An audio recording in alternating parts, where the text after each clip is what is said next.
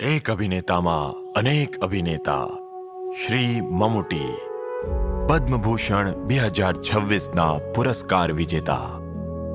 એક બાળકે રૂપેરી પડદાનું સ્વપ્ન જોયું.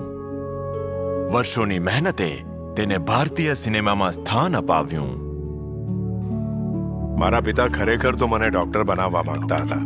સંયોગથી હું વકીલ બન્યો અને અંતે અભિનેતા બન્યો. પણ જ્યારે મેં પડદા પર પહેલી વાર ફિલ્મ જોઈ તો હું પડદાનો જ અભિનેતા બનવા માંગતો હતો. હું તેના માટે તરસતો રહ્યો, સંઘર્ષ કરતો રહ્યો, સપના જોતો રહ્યો. અને બાળપણ પછી મેં ઘણા પ્રયત્નો પણ કર્યા અને એક બે સીન પણ કર્યા. પછી મેં વકીલાત શરૂ કરી. મારા લગ્ન થઈ ગયા અને તેના પછી જ મને એક મોટી ભૂમિકા માટે તક મળી.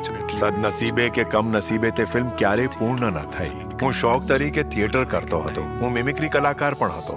જ્યારે પણ મને સમય મળતો હું થિયેટર કરતો, પણ મારું જનૂન ફિલ્મો હતી. હું સંઘર્ષ કરતો, લોકોને મળતો, દિગ્દર્શકોને મળતો, પણ તેઓ મારામાં કોઈને કોઈ ખામી શોધી કાઢતા અને મને નકારતા રહ્યા. તે ખૂબ જ નિરાશાજનક ક્ષણો હતી. પણ આખરે શ્રી એમટી મને મળ્યા. તેમણે મારામાં થોડો ભરોસો દેખાડ્યો, મારામાં થોડો વિશ્વાસ દર્શાવ્યો અને મને એક તક આપી. ત્યારથી એક સતત સંઘર્ષ શરૂ થયો. હું સિનેમાને ઊંડાણપૂર્વક સમજ્યો, તેની બારીકીઓ શીખી. એક સામાન્ય અભિનેતા બનવામાં જ ઘણો સમય લાગ્યો. કોઈ પણ પાત્ર મને પડકાર ના આપી શકે, કારણ કે મારી પાસે મારો જુસ્સો, સમર્પણ અને પ્રામાણિકતા છે. પણ હું હંમેશા એક સ્ટારને બદલે અભિનેતા બનવા માંગતો હતો. હું આજે પણ અભિનેતા છું, અભિનેતા જ બનવા માંગતો હતો અને હંમેશા એક અભિનેતા જ રહીશ. ફિલ્મોમાં આવતા પહેલા જ મારા લગ્ન થઈ ગયા હતા. મારા 2 બાળકો છે, એક દીકરો અને એક દીકરી. મારો દીકરો પણ મારા ક્ષેત્રમાં છે, તે એક અભિનેતા છે. મારી દીકરી ચિત્રકાર છે અને મારી પત્ની ગૃહિણી છે.